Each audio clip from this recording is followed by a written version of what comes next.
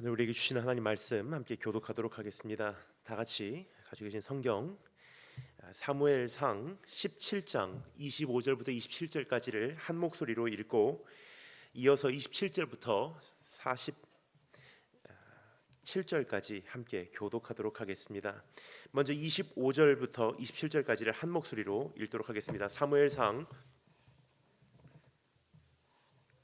17장 25절에서 27절 말씀 다 같이 한 목소리로 읽겠습니다. 시작.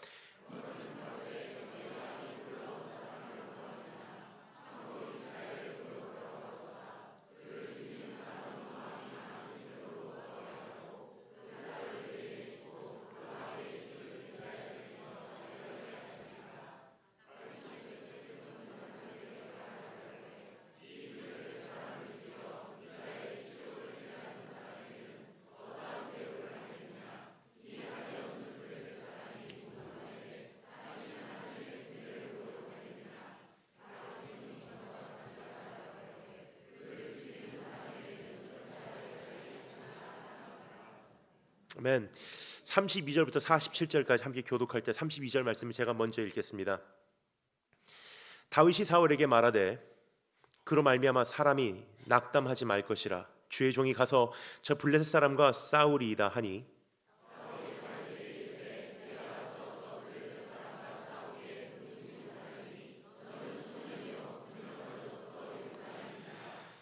다윗이 사울에게 말하되 주의 종이 아버지의 양을 지킬 때 사자나 곰이 와서 양떼에서 새끼를 물어가면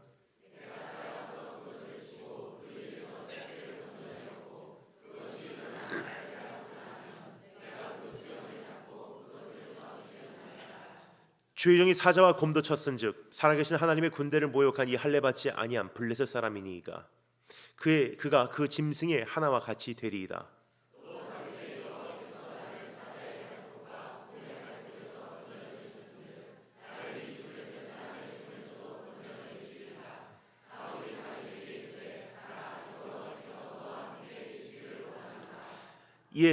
이에 사울이 자기 군복을 다윗에게 입히고 노투구를 그의 머리에 씌우고 또 그에게 갑옷을 입히매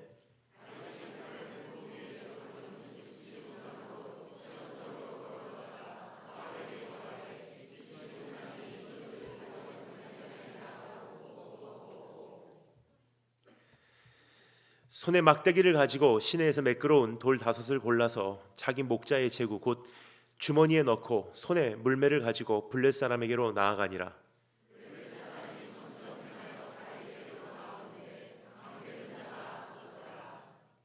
그 블레셋 사람이 둘러보다가 다윗을 보고 업신여기니 이는 그가 젊고 붉고 용모가 아름다움이라.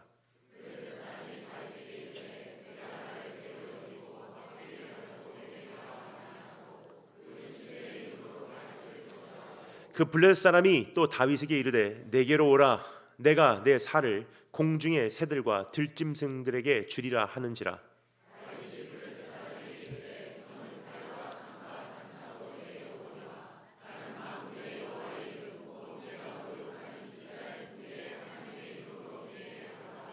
오늘 여호와께서 너를 내 손에 넘기시리니 내가 너를 쳐서 내 목을 베고 블레셋 군대의 시체를 오늘 공중의 새와 땅의 들짐승들에게 주어 온 땅으로 이스라엘 하나님이 계신 줄 알게 하겠고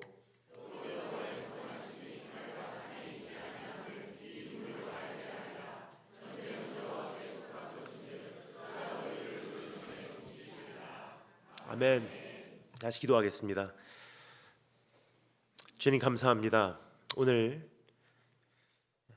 한 해를 시작한 지 벌써 한 달 반이 지나가고 있는 이 시점에서 모든 것을 잠시 중단하여 주시고 오늘 내 삶을 살피게 하시며 앞으로 나아가야 될 길을 다시금 생각하게 하심을 감사를 드립니다. 여러 가지 결심을 가지고 시작한 한 해였건만 하나님 또 나의 결심과 나의 노력이 아무것도 아니라는 사실이 인정되는 이 시점에서 다시 한번 주님께 우리의 눈을 들어 돌리게 하시고 주님 바라봄으로 나머지 남은 한 해를 이제는 넉넉히 정복할 수 있도록 도와주기를 소망합니다. 어지러운 세상 속에서 이 흉흉한 이 시대 속에서 다시 한번 주의 군사로 우리를 일으켜 세워주시기를 소망합니다. 예수 그리스도의 보혈을 의지하오니 말씀을 전하는 자나 듣는 자나 오히려 오직 주의 보혈로 우리를 다 정결케 깨끗게 덮어주시고 씻어주시고 새롭게 하여 주시기를 소망합니다. 주님 이 가운데 함께 계셔서 주의 말씀을 주의 마음으로 주님 자신께서 순전히 선포해 주시기를 소망합니다.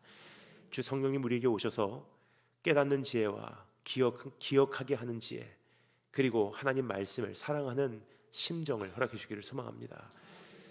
오늘 이 시간 주 예수 그리스도만 빛나고 기념되기를 소망하며 지금도 시간을 주님 손에 이탁하옵고 살아계신 주 예수 그리스도 이름으로 기도합니다.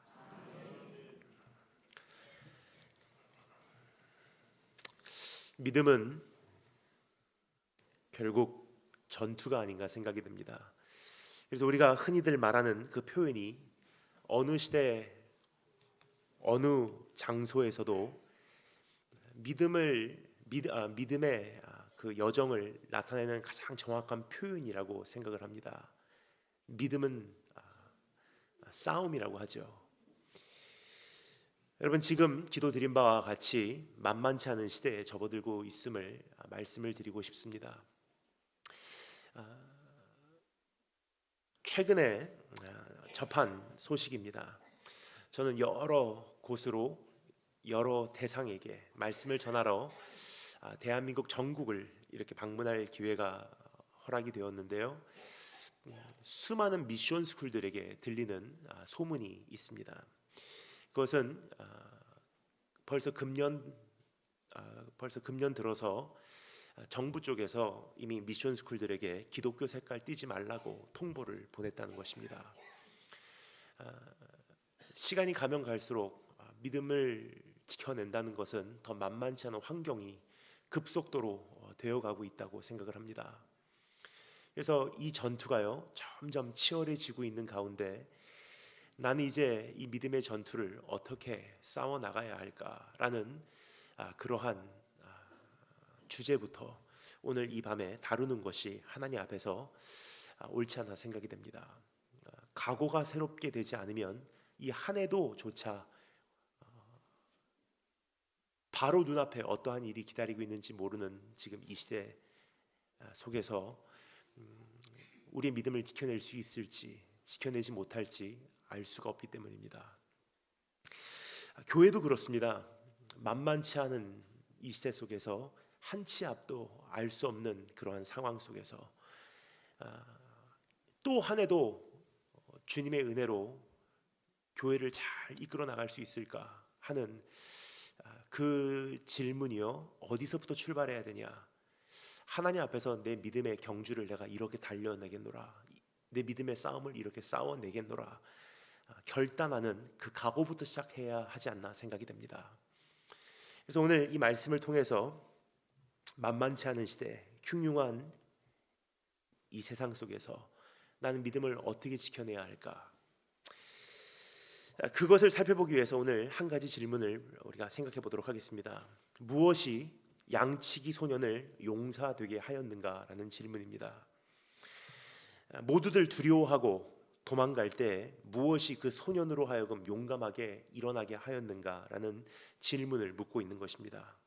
모두들 포기하고 낭망할 때 무엇이 그 소년을 통해 역사를 이루게 하였는가라는 질문입니다.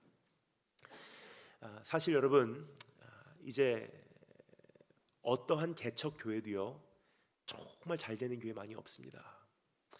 이미 세워진 그 건강하게 보이는 기존 교회도 왕성해지는 교회 많이 없습니다.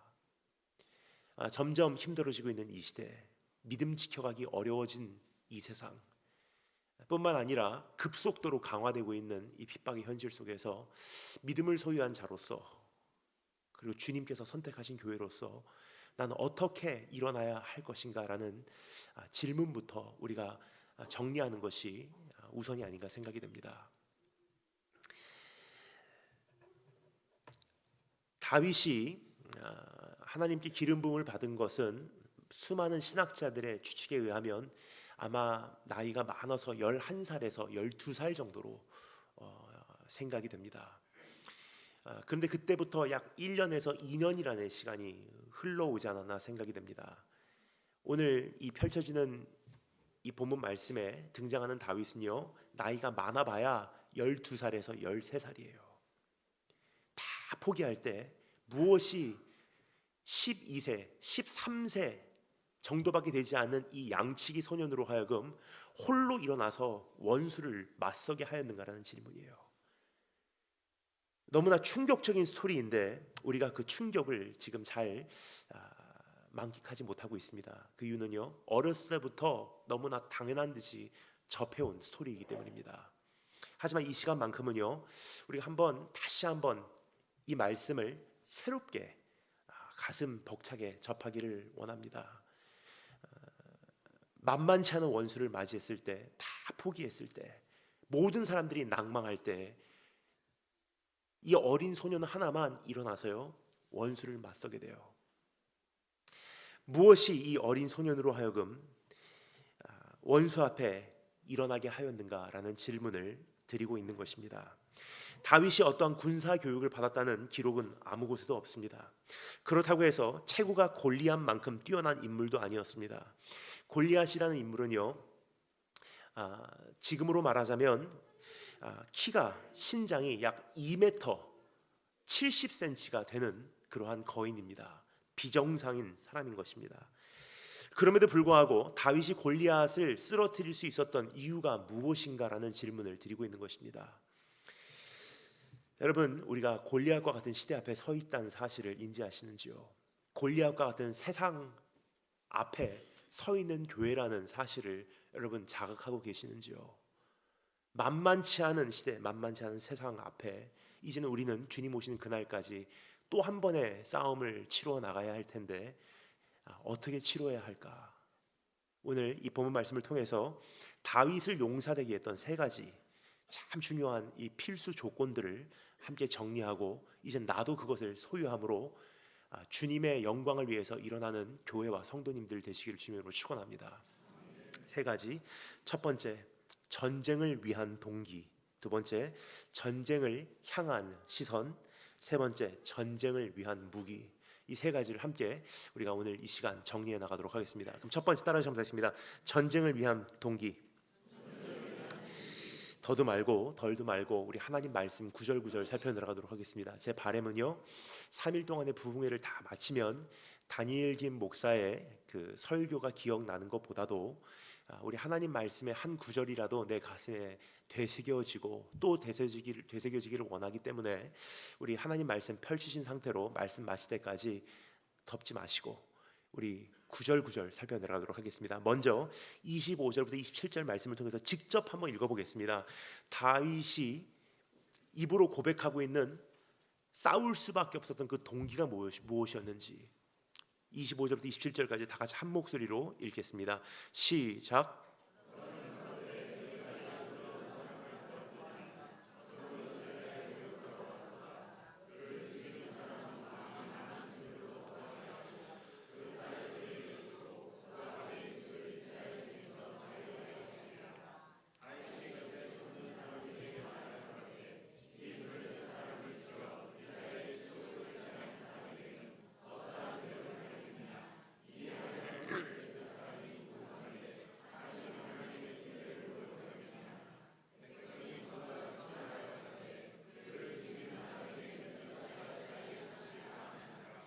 아멘. 제가 미국 육군사관학교 재학 중에 배웠던 한 가지가 있다면 전쟁을 잘 싸우기 위해서 어떠한 무기를 사용하느냐보다도 사실은 더 중요한 것이 한 가지가 있습니다. 그것은 무엇을 위해 싸우느냐가 중요하다고 배웠습니다. 그렇습니다, 여러분. 어떻게 싸우느냐보다도요, 무엇을 위해 싸우느냐가 지금 이 시대에 교회와 성도들 가운데 먼저 정리가 돼야 될 때가 되지 않았나 생각이 듭니다. 제가 사관학교 입학할 때도 그러한 질문을 받았습니다. 지금 기억이 납니다. 벌써 아주 오래 전이죠. 고3을 졸업할 무렵 모든 일단 과정을 다 수료를 했습니다. SAT 미국 대학 입시 시험 통과하고요. 학교 고3까지의 제 성적표 일단은 제출하고요. 그리고 지금까지 학교에서 어떠한 생활을 했는지 다 그 원서 가운데 기록을 해서 보냈습니다. 뿐만 아니라 에세이를 써서 학교에 나의 어떠한 생각에 대해서, 내가 믿고 있는 어떠한 신념에 대해서 잘 전달했습니다. 어느 정도 잘 통과한 것 같아요. 근데 마지막 가장 중요한 과정이 남았습니다. 그것은요, 인터뷰였었어요. 나중에 알고 보니까 그 인터뷰에서 이 학생을 받아주냐 안 받아주냐, 지금까지 모든 것은요 그냥 서류적으로 어느 정도 다 걸러낼 사람들 다 걸러낸 거고요. 최종적으로 이 학생을 합격시키냐 불합격시키냐는요 인터뷰에 달려 있었다는 거예요. 그래서 제가 인터뷰에 응하기로 그 동의를 하고 인터뷰를 하고자 그 시간을 약속하고 미국에서 걸려오는 통화 시간을 기다리고 있었습니다. 그 당시 저는 일본에 살고 있었던 거로 미국까지 직접 갈 수는 없었고요. 미국에서 이제 시차를 감안해서 미국의 낮에, 일본에 살고 있는 저에게는 밤에 전화 시간을 정해놓고 전화상으로 인터뷰를 받았습니다. 드디어 전화 걸려왔습니다. 두근거리는 마음으로 전화 통화를 하기 시작했는데 참 제가 예상했던 질문들을 물으시더라고요. 왜 이 학교를 오기를 원하십니까? 그러면서 미국 정치에 대해서 어떻게 생각하십니까? 그 미국 그 군사력에 대해서 어떻게 생각하십니까? 지금 만약에 군인으로 세워진다면 어떠한 군인이 되기를 원하십니까? 여러 가지 질문들을 물어봐요. 그런데 꽤 제 나름대로 잘 대답했다고 생각을 합니다. 하지만 마지막 질문이요, 저를 조금 당황시켰어요. 그 질문은 제가 예상하지 못했던 질문이에요. 너무나 당연한 질문이었기 때문에 생각도 조차 안 했던 것 같습니다. 마지막으로 이렇게 묻기를 원합니다 하면서 질문을 던지더라고요. 그 질문이 무엇이었냐면요, 이 학교를 왜 오기를 원하십니까? 라는 질문이에요. 나중에 알고 보니까 그 질문에서 인터뷰가 통과나 불합격이냐가 정해졌던 것 같아요. 이런 질문을 왜 가장 많은 비중을 두고 물었는지 설명을 짧게 드리도록 하겠습니다. 사관학교 교육은요, one size fits all, 모든 사람에게 한 패턴의 교육이 아니기 때문이에요. 생도지망생 한 사람 한 사람에게요, 커스텀 메이드, 테일러 메이드, 맞춤형으로 형성이 되는 것이 사관학교 교육이기 때문입니다. 즉 아무리 공부를 잘하는 사람도 그 학교 생활이 어렵게 돼 있고요. 아무리 운동을 잘하는 사람도 어렵게 돼 있고요. 왜요? 입학을 하는 순간 선배 한 사람 한 사람이요, 각 생도 한 사람 한 사람 안에서 약점을 찾아내기 때문이에요. 그래서 그 약점을 무너뜨려 내리고 거기서 견뎌내면은 더 강한 사람으로 만들어지는 거고, 거기서 그 약점을 견뎌내지 못하면요 결국은 포기하고 나가게 돼 있기 때문입니다. 저와 함께 입학한 생도수가 670명이었습니다. 근데 첫날 70명 떨어져 나가더라고요. 자고 일어나니까 제 룸메이트가 없는 거예요. 그래서 저는 순간 당황했습니다. 우리 주님 오셔서 데리고 가신 줄 알고. 근데 그렇게 시작한 사관 학교의 생활, 졸업할 때 보니까요, 졸업하는 숫자 딱 300명이에요. 670명에서 출발해서요 370명 떨어져 나가고 300명 졸업했어요. 공부 저보다 더 잘하는 사람 많았고요, 운동 저보다 더 잘하는 사람 많았고요, 미국 생활에 이미 익숙한 미국인들이었고요, 특별히 제가 그들하고 비교했을 때 더 잘난 것은 거의 없어요. 근데 어떤 사람들이 떠나고 어떤 사람들이 남는지 딱 한 가지 차이가 있더라고요. 그 학교 있을 수밖에 없는 동기가 있는 사람들은 끝까지 살아남고요, 이 학교 아니라도 갈 곳이 있는 사람들은 떠나더라고요. 한계를 맞이할 때까지는요 잘해요. 근데 어느 사람에게나 다 한계가 있잖아요. 그 한계로 몰아가는 것이 사관학교 교육이거든요. 공부 잘하는 학생에게는 체력적으로 밀어가고요, 체력이 좋은 생도에게는 정신적으로 압박을 가해가요. 그래서 어딘가에선 깨지게 만들어져 있어요. 근데 그 한계를 맞이할 때 거기서 갈라지는 이유는요, 내가 여기에 생명을 가고고 있을 만한 이유가 있는지 없는지예요. 그 인터뷰에서 저는 이렇게 대답했습니다. 왜 이 학교를 오기를 원하십니까? 라는 질문에 이렇게 대답합니다. 저는 사관학교 아니면 대학 갈 마음은 없습니다. 저는 이 학교 아니면 안 되는 사람입니다. 이제 솔직한 마음을 대답을 했어요. 그러니까 그것이 그분께서 듣기를 원하셨던 대답이었던 것 같아요. 그 대답을 하자마자 전화상 저를 인터뷰하셨던 분께서요, 이렇게 대답을 하시더라고요. Very good 하더니 See you soon 하고 전화를 끊어버리세요. 전화에서 이미 통과되고 합격이 된 거예요. 그렇습니다, 여러분. 우리도 똑같지 않아 생각이 돼요. 사실 훈련소 가보면요, 그럴듯한 군인 같은 말투한 사람들 참 많아요. 군복만 입어도요, 이미 군인 같은 그 태를 갖춘 그럴듯한 사람들 참 많습니다.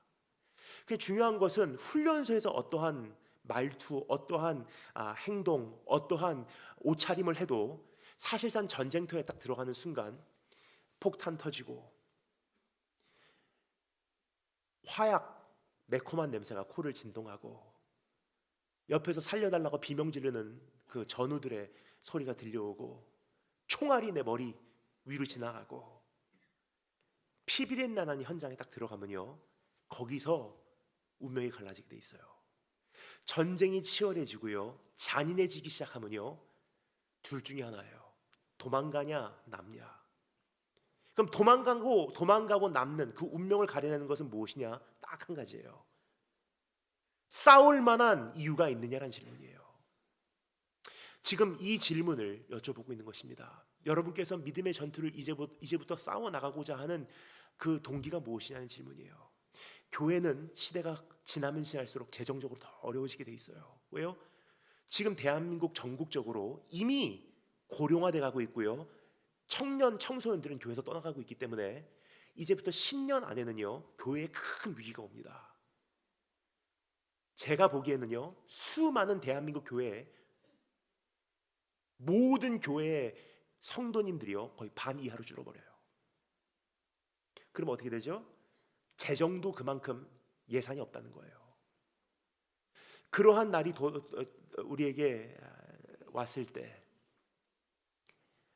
만만치 않은 환경이 우리에게 찾아왔을 때, 여러분은 그럼에도 불구하고 이 교회를 지켜나가기를 원하는, 내 믿음을 같이 지켜나가기를 원하는 그러한 동기가 있냐는 질문을 드리고 있는 것입니다.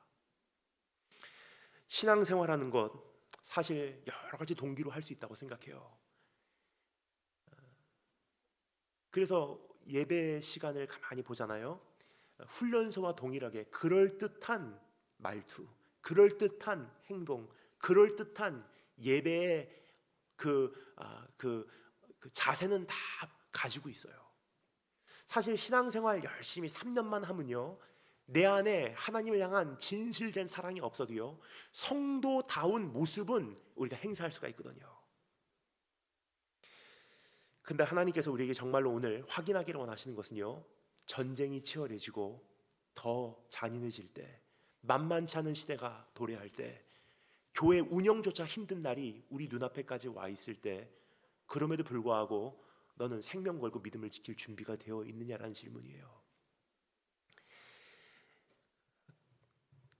다윗과 골리앗의 사건이 펼쳐지는 그날도요, 수많은 사람들이 다양한 동기로 그 전쟁터에 서 있지 않았나 생각이 됩니다. 다윗이 그 옆에서 이야기하는 것을 한번 이게 엿들어요. 엿든다는 표현보다도 더 정확한 것은요, 아마 그냥 서 있다가 그 귓가에 들려왔을 거예요. 이렇게 사람들이 대화를 하고 있는 내용을 성경 기록하고 있습니다. 25절, 그를 죽이는 사람은 왕이 많은 재물로 부하게 하고 그의 딸을 그에게 주고 그 아버지의 집을 이스라엘 중에서 세금을 면제하게 하리라. 참 기가 막힌 대화를 하고 있습니다.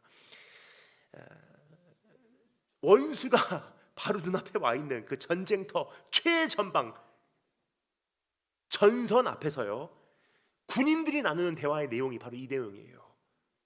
이 원수를 무너뜨리면 세금 면제시켜준대. 이스라엘 가운데 참 위대한 지위를 허락해준대. 그리고 많은 재물로 부하게 해준다더라. 다윗이 그 옆에 서 있다가 그 이야기가 그 귓가에 들려오게 됩니다. 그 이야기를 듣고 다윗이 이렇게 물어보죠. 다윗이 곁에 서 있는 사람들에게 말하여 이르되 이 블레셋 사람을 죽여 이스라엘의 치욕을 제거하는 사람에게는 어떠한 대우를 하겠느냐. 이것은요, 내가 잘 못 들었기 때문에 다시 한번 말씀해 주세요라는 요청이 아니에요. 한마디로 표현하면요, 이런 뜻이에요. 뭐라고? 정신 좀 바짝 차려라. 지금 원수가 하나님을 비방하고 있는데 여기서 니네들이 기껏 한다는 얘기가 이 싸움을 잘 싸워내면은 무슨 부자가 된다거나 이스라엘 가운데 출세를 한다거나 어떤 혜택을 누리는 것, 그까짓 것 가지고 지금 논하고 있냐. 부끄러운 줄 알아라. 근데 여러분, 이것은 전쟁터에 서 있는 그날 그 군인들뿐만이 아니라 오늘의 신앙인들도 똑같다고 저는 생각을 합니다. 세상은 하나님을 비방하고요, 이제는 최전방까지 우리가 지금 밀려왔어요. 근데 성도님들이 나누는 대화들을 가만히 들어보면요, 전 소름이 가끔 끼칩니다. 하나님 안에서 내가 어떤 혜택을 누릴 수 있는지, 지금 어떻게 기도 응답받아야지 내 인생이 행복해지는지, 어떻게 하면 조금 더 고급스러운 성공적인 신앙생활을 할 수 있는지. 근데 여러분, 다윗의 말을 빌려보면요, 아마 이렇게 주님께서 우리에게 권면하고 계시지 않나 생각이 됩니다. 부끄러운 줄 알아라. 다윗이 그 사람들에게 본인이 왜 싸울 수밖에 없는지 그 동기를 표현합니다. 이 할례받지 않은 블레셋 사람이 누구이기에 살아계시는 하나님의 군대를 모욕하느냐. 무슨 뜻이냐면요, 하나님이 지금 모욕당하고 있는데 너희들이 무슨 혜택 이야기할 때냐, 기도 응답에 연연할 때냐, 무슨 개인적인 사역, 개인적인 인생 성공에 지금 신경을 쓸 때냐. 지금 여기 보면요, 표현이 이렇게 돼 있죠. 살아계시는 하나님의 군대를 모욕하겠느냐라고 돼 있는데, 사실 이것은 정확한 표현으로 말씀드리면요, 이스라엘 군대를 모욕했다고 다윗이 불쾌함을 표현하고 있는 게 아니에요.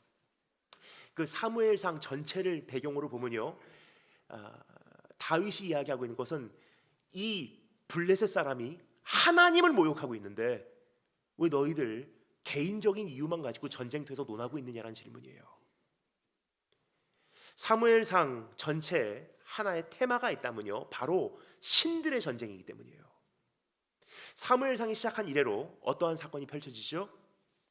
사무엘이 인턴십을 했던, 그 밑에서 양육받았던 엘리 제사장에겐 두 아들이 있었습니다. 근데 성경이 말합니다. 이 두 아들은요, 하나님을 경외하지 않는 자들이었대요. 이 두 아들이 어느 날 전쟁에 참전하면서 하나님의 언약궤를 가지고 참전을 해요. 블레셋과 맞서서 싸우는 그 전쟁에 참전하면서 하나님의 언약궤를 이용하기로 작정을 한 거였어요. 하나님을 경외하는 마음도 없고 하나님을 사랑하는 마음도 없고 하나님을 예배하고자 하는 자세도 없으면서 어렸을 때부터 들은 건 있었나 봐요.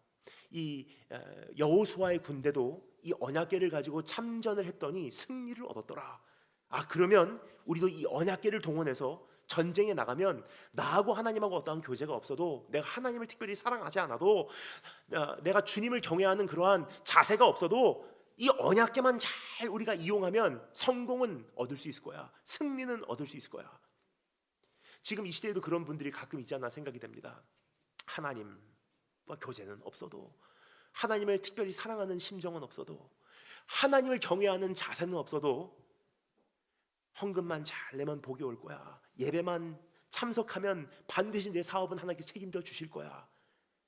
이 언약궤만 잘 가지고 우리가 잘 이용하면, 이 신앙의 기독교라는 종교의 노하우만 잘 이용하면 그래도 내 인생 성공할 거야. 근데 어떻게 하죠? 블레셋 군대와의 전쟁에서 패배하고요, 그 두 명 아들이요, 거기서 죽임을 당해요. 그리고 그 언약궤는 블레셋 군대에게 탈취를 당합니다. 그럼 거기서 스토리가 끝나냐? 그렇지 않아요. 거기서부터 더 흥미진진하게 이야기가 진전이 됩니다. 거기서부터 선포되는 한 가지 중요한 메시지가 있어요. 이스라엘이 하나님의 영광을 지켜주는 것이 아니라 하나님 자신께서 자신의 영광을 지키신다는 거예요. 그 언약궤가요, 배치되는 모든 곳에 이제는 온역이 시작되고요, 그 언약궤가 놓여진 그 블레셋 우상들이 쓰러져 무너져 내리는 거예요. 그 장면을요, 사무엘상 5장에는 이렇게 기록하고 있습니다. 잘 들어주시면 좋을 것 같습니다. 제가 읽어드리겠습니다. 그 언약궤를 그 블레셋의 가장 대표적인 우상인 다곤이라는 우상 신상 앞에 갖다 놨는데요, 어떠한 일이 있었는지 성경은 이렇게 기록합니다. 그 이틀날 아침에 그들이 일찍 일어나 본즉 다곤이 여호와의 궤 앞에서 또다시 엎드려져 얼굴이 땅에 닿았고 그 머리와 두 손은 완전히 절단되어 문지방에 있고 다곤의 몸뚱이만 남았더라. 하나님의 언약궤를 그 다곤 신상 앞에 갖다 놓은 것뿐이었는데, 그날 아침에 사람들이 그 다곤 신상을 방문해 보니까 다곤이요, 엎드려져서 손목과 목이 절단돼 있고 몸뚱이만 남았대요. 근데 이것이 신들의 전쟁이라는 것을 어떻게 알 수 있냐면요, 적어도 다윗의 가슴에는 이것은 신들의 전쟁이라는 인식이 있었다는 것을 어떻게 알 수 있냐면요, 다윗이 골리앗을 어떻게 사용했는지를 보면 알 수 있어요. 그냥 사용하는 것으로 끝나지 않습니다. 성경이 이렇게 기록합니다. 다윗이 달려가서 블레셋 사람을 밟고라는 것은요, 땅에 엎드려뜨렸다는 거예요. 마치 하나님의 영광이 다곤 신상을 땅에 엎드려뜨리듯이. 그러면서 이야기가 진전합니다. 그의 칼을 그 칼집에서 빼내요. 그 사람이 이미 죽었어요. 근데 거기서 끝나지 않습니다. 특별한 형태로 사형을 진행을 해요. 어떻게 하죠? 그 칼로 골리앗의 머리를 절단시키니 블레셋 사람이 자기 용사의 죽음을 보고 도망하는지라. 그 용사가 무너져 내리는 것뿐만이 아니라 자기네들이 믿던 신이 이스라엘의 하나님보다는 하나님을 이기지 못한다는 사실을 깨달은 거예요. 여러분, 그렇습니다. 이것은 신들의 전쟁이었어요. 신들의 영광이 걸려 있었던 전쟁이에요. 그러면 성경이 오늘 우리에게 던지고 있는 질문이 바로 이러한 질문일 것입니다. 하나님의 이름이 비방당하고 지금 복음이 우습게 여김을 받고 예수 그리스도가 멸시당하는 지금 이 시대 속에서 지금 교회 안에서든 가정 안에서든 성도 간이든 그까짓 것 가지고 충돌할 때냐, 그까짓 것 가지고 논할 때냐. 우리 하나님 앞에서 다시 한번 생각해 봐야 돼요. 우리가 싸우고 있는 이 믿음의 전투는요, 이제 정말 순식간에 얼마 안 가서 정말 치열해질 것이 눈앞에 보이고 있어요. 참 저는 두렵습니다. 여러분 어떠신지요? 저는 대한민국 여러 곳으로 가서요, 다양한 교회, 다양한 대상에게 말씀을 전하고 있기 때문에 제가 피부로 느끼는 몇 가지가 있습니다. 그 중에 한 가지만 짧게 말씀드리겠습니다. 이것은 어떻게 제가 딱 핀포인트해서 이거다라고 딱 집어서 오늘 이 시간에는 말씀드리지 않겠습니다. 하지만 그냥 여기까지만 말씀드릴게요. 여러분 감지하셨는지요? 작년에 그 촛불 광화문 그 일 이후로 대한민국의 성도들의 토양마저도 지금 바뀌기 시작했어요. 이번 겨울 청소년 집회가 제일 힘들더라고요. 인권이 이제는 인정돼야 되고요, 내 기분을 마음껏 표현할 수 있는 권리가 한 사람 한 사람에게 허락이 돼 있고요, 대통령마저도 탄핵시킬 수 있는 권세가 나에게 있다고 생각하는 것이 지금 대한민국의 수많은 시민들의 일반 생각이기 때문이에요.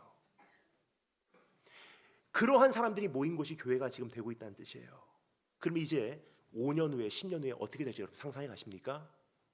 말씀이 통하지 않는 시대, 어떠한 권위가 통하지 않는 시대, 어떠한 법칙과 기준이 상대적으로 여겨져서 누구도 따르지 않는 시대, 각자 자기 갓길로 갔거늘 방자에 행하는 시대가 됐다는 거예요 이제. 그럼 여러분 교회가 세워질까요? 만만치 않아요 이제. 더 치열해질 것이고 더 잔인해질 것입니다.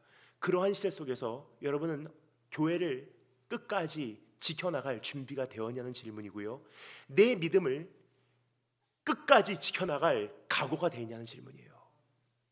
지금은 성도다운 옷차림, 성도다운 행동, 성도다운 예배의 자세, 성도다운 어떠한 그 말투는 충분히 갖출 수 있어요. 그런데요, 이 압력이 가해지고요, 위험의 강도가 높아지면요, 떠나갈 사람들이 참 많을 거예요. 대가 지불을 향한 요구가 많아지면요, 신앙을 지킬 만한 사람들이 얼마나 될런지가 참 궁금합니다. 그래서 주님께서 우리에게 말씀하시지 않습니까? 내가 이 세상에 다시 올 때 믿음 있는 자를 보겠느냐. 여러분 그렇습니다. 우리에게 지금 이 시대를 잘 넘기고 돌파하고 정복하고 이겨내고 끝까지 싸워내서 주님 오시는 그날을 준비할 수 있는 것은 이제 진짜 동기 딱 하나밖에 안 남았어요. 하나님의 영광을 위해서 내가 이제는 내 교회 지켜내겠습니다. 하나님의 영광을 위해서 내 믿음 지켜내기를 원합니다. 어떤 기도 응답도 아니고 어떤 일시적인 부흥도 아니고 사역의 성공도 아니고 우리 이 동네에서 가장 훌륭한 교회를 세우겠습니다도 아니고, 그런 모든 동기가 다 아니라 이제는 하나님 영광 딱 하나 걸고서 생명을 걸 만한 준비가 되어 있냐는 질문이에요. 저는 2달 전에 여러분을 뵀습니다.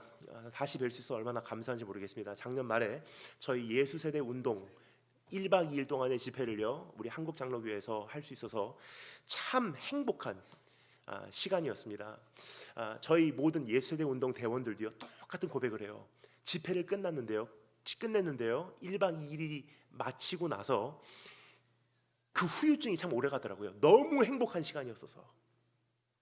눈만 감으면 그 찬양 소리가 들리는 것 같고, 눈만 감으면 여기에 계신 성도님들의 얼굴이 생각나고, 그 향수를 갖고 있다가 기다리던 교회에 올 수 있어서 얼마나 전 감사한지 모르겠어요. 이럴 때만 아멘 하시네요. 예. 그런데 그때 제가 짧게만 말씀을 드렸는데 그때 오신 분들은 기억하실 것입니다. 하지만 제가 오늘 처음 오신 분들을 위해서라도 한 번 더 말씀드리고요, 지난번에 들으셨던 분들을 위해서라도 조금 더 구체적으로 말씀드리도록 하겠습니다. 사실 지난달 2달 전에 제가 이 교회를 작년 말에 방문했을 때 제 몸이 그게 많이 좋지 않은 때였습니다. 언제부터 그런 일들이 시작됐냐면요, 8월 말에 제가 한바탕 여름 사역을 마치고 약 열흘 조금 더 되는 시간을 가지고 이스라엘 여정을 다녀온 이후였습니다. 이스라엘을 폴란드 경유로 다녀오게 되었습니다. 그리고 9월 초에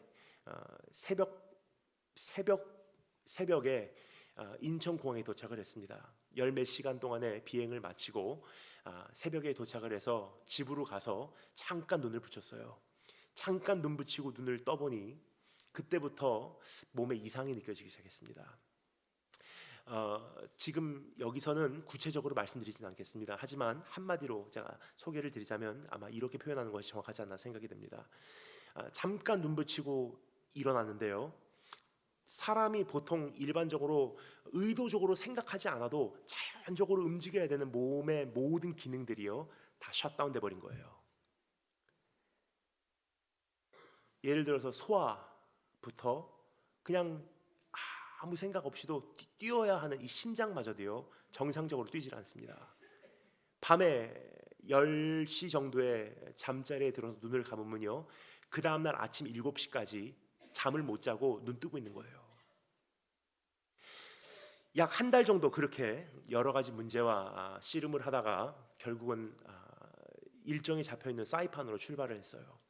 사이판에서의 일정을 약 3박 4일 동안 다 마치고 이제 귀국을 합니다. 이제는 조금 좋아졌겠지 하고 도착을 했어요. 도착을 했는데 그날도 아침 새벽에 도착했습니다. 도착하고 집에 가서 잠깐 눈 붙이고 일어났는데요, 몸이 좋아진 것이 아니라 상황이 더 악화가 됐어요. 그때부터 본격적으로 시작을 하더라고요. 척추부터 하반신이요, 아파서 걷지를 못해요. 테니스 공만한 이러한 그 묵직한 느낌이요, 척추에서부터 아랫배 그리고 제 허벅지까지 내려오기 시작합니다. 허벅지에 통증이 가로지르기 시작하는데 어떤 사람이 제 다리에 칼을 꼽고 이렇게 내리는 듯한 느낌이에요. 전기가 흐르는 것 같고요, 저리고요, 걷지를 못하는 거예요. 병원에 가봐도 진단을 할 수가 없는 거예요. 분명히 증상은 있는데 원인을 모르는 거예요. 그래서 병원에 가봐도 어느 병원이나 저에게 하는 말이요, 조금 상황을 봅시다. 그렇게 한 달, 두 달, 세 달 지나게 되었습니다. 참 많이 힘들었던 시간이 아니었나 생각이 됩니다. 그래서 9월 초부터 사실 작년 12월 말까지는요, 제가 누워 있었던 시간이 앉아 있었던 시간보다 더 많아요. 그렇게 몸이 무기력하니까 내 자신이 무능력하게 느껴지고요, 무능력하니까 우울해지더라고요. 우울해지니까 게을러져요. 뭔가 해봐야지 하는 의욕도 사라지고 거의 방에서 세상으로 나갈 엄두를 못 내고 주저앉아 있었어요. 참 마음이 힘들더라고요. 특별히 밤에 잠이라도 잘 수 있으면 좋은데요, 밤에 잠을 잘 수 없으니까 몸이 회복도 안 되는 거예요. 10시에 오늘은 자야지 하고 딱 누웠는데요, 아침 7시까지 눈을 뜨고 있어요. 얼마나 괴롭던지. 나중에 알고 보니까 사람 몸에 당연히 작동이 돼야 되는 교감신경, 비교감신경이요, 아예 작동을 안 한다고 하더라고요. 방에서 참 많은 시간을 보냈습니다. 근데 하룻밤 이렇게 지내는 것이 답답해서 때로는 그냥 밤에 앉아서 인터넷으로 검색을 해봐요. 내 원인이 무엇인지. 그래서 있는 증상들을요 다 입력을 해봅니다. 근데 절대로 밤에 그런 입력을 해서는 안 돼요. 더 우울해져요. 나오는 결과들이요 다 죽을 병들이에요. 그 다음날 하루 종일 더 우울하고, 그렇게 보내던 어느 날 저희 어머니께서 너무 답답하신지 옆에서 지켜보다 못해 답답해서 이렇게 말씀하시더라고요. 따라와, 차 한잔 마시러 밖에 나가자. 억지로 따라 나갔어요. 그래서 저희 어머니께서 운영하시는 카페에 가서 차 한잔 마시려고 딱 앉는 순간 통증 때문에 앉아있지를 못하겠더라고요. 그래서 주문한 거 테이크아웃 잔에다가 넣어서요 다시 자동차로 갔습니다. 자동차에 딱 올라타는 순간 참 우울해서 무너져 내립니다. 이렇게 해서 내가 또 사역을 할 수 있을까? 또 온 세계로 날아다닐 수 있을까? 또 강단에 설 수 있을까? 강단에 1시간 서 있으면요 방에 가서 누워 있어야 돼요. 허리가 아파서. 그렇게 무너져 내리는 저를 보고요, 저희 어머니께서 그날 안타까운 나머지 한마디 하셨던 것이 저에게는 전환점이었어요. 딱 한마디 하시더라고요. 너 이대로 안 끝나. 사람도 10년 쓰고 안 버리거든. 저는 미국에서 목사 안수 받기까지 전도사 생활 쭉 해오고요,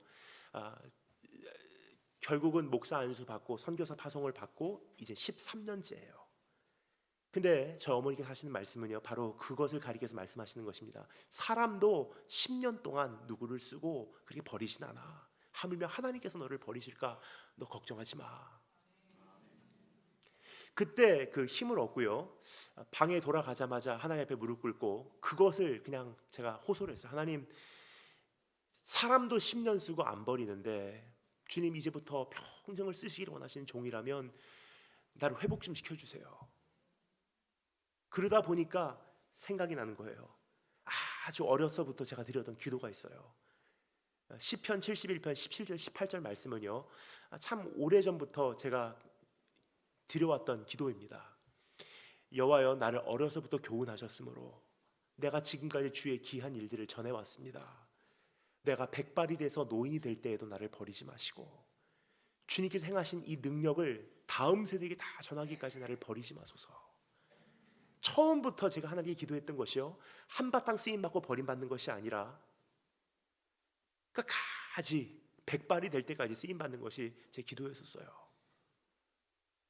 근데 그렇게 기도할 수 있었던 것은요, 그 말씀에 기록된 바와 같이 제 고백입니다. 나를 어려서부터 교훈하셨으므로. 그러니까 그 기도를 드리면서 다시 한번 그 기도문이 제 안에 되새겨지면서 문득 생각이 나더라고요. 어려서부터 나를 어떻게 교훈하셨었는지. 그때 기도하면서 하나하나 제 머릿속에 떠오르기 시작합니다. 어렸을 때부터 나를 어떻게 만나주셨고, 어떻게 교훈하셨고, 어떻게 훈련하셨고, 어떻게 인도하시고, 어떠한 종으로 만들어 오셨는지. 저는 중학교 1학년 때 예수님 만났어요. 얼마나 뜨겁게 만났는지 제가 가슴을 찢으면서 3시간을 울었어요. 지금 생각하면 어떻게 그렇게 울 수가 있었는지 참 대견하기도 하고 기가 막히기도 합니다. 가슴을 찢으면서 3시간을 중학교 1학년짜리가 바닥에서 뒹굴었거든요. 처음으로 깨달아지는 하나님의 사랑이 가슴 터지겠더라고요. 4대째 기독교 가정에서 태어나서 어렸을 때부터 교회는 다녔지만 나를 사랑하신다는 사실이 처음으로 제 가슴에 진심으로 다가올 때 제 가슴이 터진 줄 알았어요. 그 자리에서 일어나면서 제가 하나님께 맹세를 했습니다. 하나님, 내 생명 주님으로서 바치겠습니다. 평신도로 섬기던 사역자로 섬기던 그거는 그냥 역할일 뿐이지 한 가지 중요한 것은 내 생명은 주님 것입니다. 그때 헌신을 했어요. 그러면서 제가 하나님께 어떻게 인도되어 왔는지, 그 일본이라는 제 살아가는 환경 속에서 하나님께서 나를 어떻게 교훈하시고 훈련시키고 준비해 오셨는지가 하나하나 그 기도 가운데 생각이 나더라고요. 중학교 1학년 때 예수님 그렇게 만나고요, 저는 학교에서 일본 사회에서 하나님의 영광을 위해서 내가 어떻게 살아야 될지를 참 많이 생각을 했어요. 즉각적으로 저에게 허락이 되는 한 가지 그 인도하심이 있으시더라고요. 이렇게 하면 영광 돌릴 수 있지 않을까.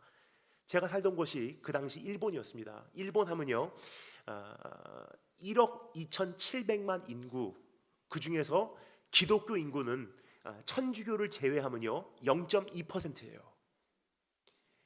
근데 일본 사람들이 한평생을 살면서 예수 그리스도라는 이름을 단 한 번도 못 듣고 죽고 있는 사람들이 태반이에요. 크리스마스가 산타크로스 생일인 줄 알고 있어요. 그런 일본 사람들에게 한 번이라도 예수님의 이름을 전해드려야 되겠다 하는 생각이 들기 시작합니다. 그래서 중학교 1학년 때 예수님 만나고요, 즉각적으로 시작된 것이 성경책 가지고 신의 한복판으로 나가서 외치기 시작했어요. 여러분, 사실 중학교 1학년 때 제가 무슨 설교하겠습니까? 아는 게 뭐가 있다고. 그리고 조금 전에 말씀드렸죠, 제가 일본에 살고 있었는데요, 사실 저는 일본에서 태어난 게 아닙니다. 한국에서 태어나서 10살 때까지 한국에 살고 10살 때 일본에 간 거예요. 근데 저희 아버지는 제1교포 3세세요. 추성훈 씨보다도 우리말을 더 못하십니다. 지금까지도. 그러니까 저희 집안에는 이미 언어적 다양성이 있어요. 저는 한국말밖에 못했고 아버지는 일본말밖에 못하시고, 저는 10살 때 일본에 가서 아버지하고 처음으로 살기 시작하면서 일본말을 배우면서 외국인 학교를 다닌 거예요. 영어. 그러면요, 제가 중학교 1학년 때 예수님 만났을 때만 해도요, 일본어하고 영어를 동시에 배우기 시작한 지 기껏 해봐야 3년이에요. 그러면 여러분 무슨 말을 하겠습니까? 제가 한국말, 영어, 일본말 하나도 제대로 하는 게 없는 거예요.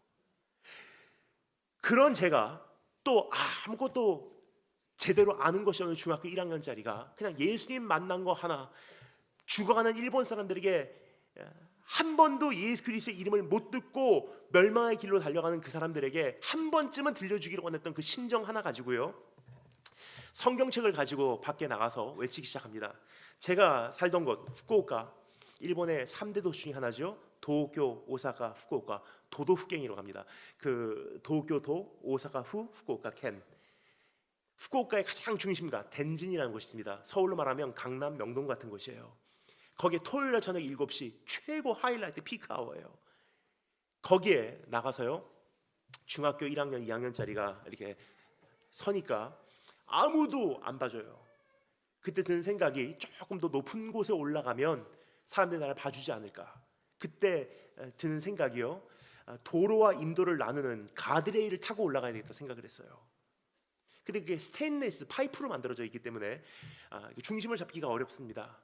그래서 그 위에 올라가서요, 옆에 신호등에 매달려서 처음으로 제가 설교를 하기 시작했어요. 조금 전에 말씀드렸지만 중학교 1학년짜리가 무슨 설교하겠습니까? 그리고 한국말, 영어, 일본말 하나도 제대로 못하는 제가 무슨 설교하겠습니까? 한국말도 10살 때 이후로는 정식으로 배운 적이 없고, 일본어도 일본인 학교를 다닌 것이 아니기 때문에 정식으로 배운 적이 없고, 영어도 배워봤자 3년인데 무슨 말을 하겠습니까? 근데 너무 안타까운 그 마음을 가지고요, 이렇게 설교했어요. 제가 이 세상에 태어나서 했던 첫 설교. 예수 그리스도, 예수 그리스도, 예수 그리스도, 예수 그리스도, 예수 그리스도. 그것만 2시간 외쳤어요.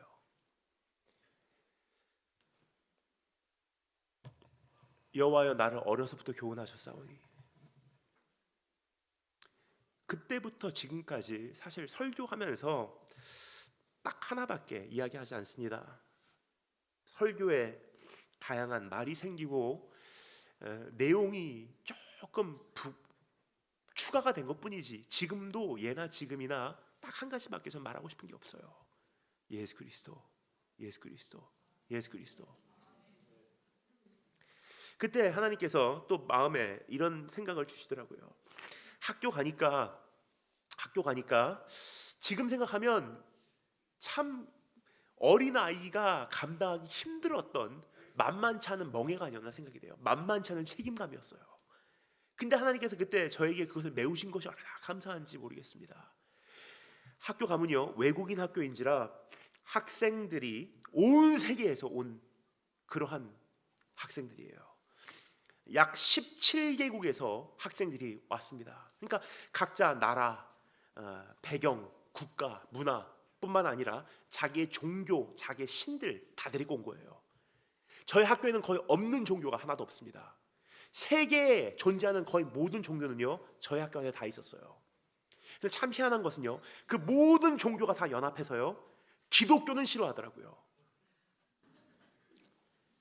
제가 학교를 가면요, 그 친구들이 저를 현미경 밑에다가 두고 보고 있어요. 그러니까 제가 그냥 한 사람의 학생으로 학교를 다니는데 그냥 신앙을 소유하고 있는 사람이라면 거기까지 저에게 신경을 안 썼을 거예요.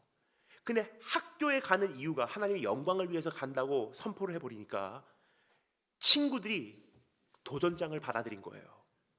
그러니까 학교를 가면요, 친구들이 저를 현미경 밑에다가 놓고서 분석을 합니다. 제 말투, 행동, 무엇을 바라보고 있냐, 얼굴 표정, 인사성, 크리스찬은 공부를 열심히 하냐 안 하냐, 크리스찬은 운동을 열심히 하냐 안 하냐, 크리스찬은 모든 선생님들에게 인정받냐 받지 못하냐, 크리스찬은 다른 사람들을 대하는 태도가 무엇이냐, 크리스찬은 이 세상 사람들과 비교했을 때 매너가 정상이냐 아니면 그 이하냐, 다 분석을 해요, 친구들이. 근데 제가 가끔 넘어지잖아요. 그러면요, 그들이 바랬던 그 바램에 조금 못 미치잖아요. 그럼 기다렸다는 듯이 저에게 와서 꼭 이 말을 해요. 잘 알았던 것 같아요. 내가 무슨 말을 가장 견디기 힘들어하는지. 저에게 와서 이렇게 말합니다. 너 같은 것 때문에 예수가 욕 듣는 거야. 너 같은 것 때문에 교회 안 가는 거야. 하잖아요. 그 한마디 들으면요, 저는 대학 못 간다는 어떤 소문보다도 저에게는 가장 큰 상처였어요. 집에 와서 침대 앞에 엎드려서요, 얼마나 울면서 기도했는지. 하나님, 나 때문에 저 친구 지옥 가면 제가 그 핏값을 갚을 만한 능력이 없습니다. 내가 잘못 살아서 저 수많은 우상들하고 하나님의 비교가 돼버린다면 이게 얼마나 죄송한 일인지. 이슬람교, 힌두교, 불교, 유대교, 천주교, 그런 그들이 믿고 있는 신들이, 그들이 더 학교 생활을 잘해서 더 빛나게 된다면요, 얼마나 하나님 앞에 죄송했던지. 그때부터 참 많이 긴장을 하고 살았던 것 같아요. 이만큼의 흠 잡힐 만한 틈을 주지 않고요, 하나님 영광하고 나하고 이렇게 맺혀져 있기 때문에 내가 원하든 원치 않든 하나님의 자녀로 부름을 받는 그 순간부터요, 하나님의 영광이 나하고 연루돼 있어요. 내가 잘못 살면요, 하나님 욕 듣게 돼 있어요. 그래서 그때부터 지금까지 제 삶이 그렇지 않았나 생각이 듭니다. I have made my own share of mistakes. 저도요, 제 인생에 제 분량만큼의 실수를 많이 한 사람입니다. 그렇지만 돌아보면 한 가지 하나님 앞에서 제가 말씀드릴 수밖에 없고요, 하나님께서 인정하실 것이 한 가지 있어요. 최종적으로는, 결정적인 순간에는요, 계속 하나님의 영광 선택해 왔어요. 그러다 보니까 하나님 영광 때문에 가고 싶은 곳 못 가고, 하나님 영광 때문에 친구들도 마음껏 만나본 적이 없어요.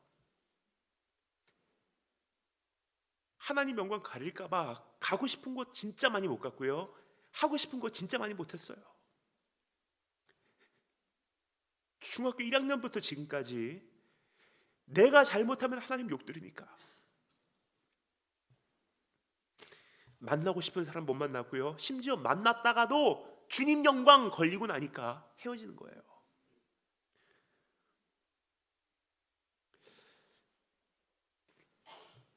그 생각이 나더라고요. 어렸을 때부터 나를 교훈하셨사오니, 그렇게 교훈하셨더라고요. 그래서 지금까지 주의 귀한 일들을 전해왔나이다. 그래서 내가 백발이 되어 노인이 될 때에도 나를 버리지 마시며, 내가 주의 행하신 이 모든 능력을 다음 세대에게 다 전하기까지 나를 버리지 마소서. 그 기도를 하며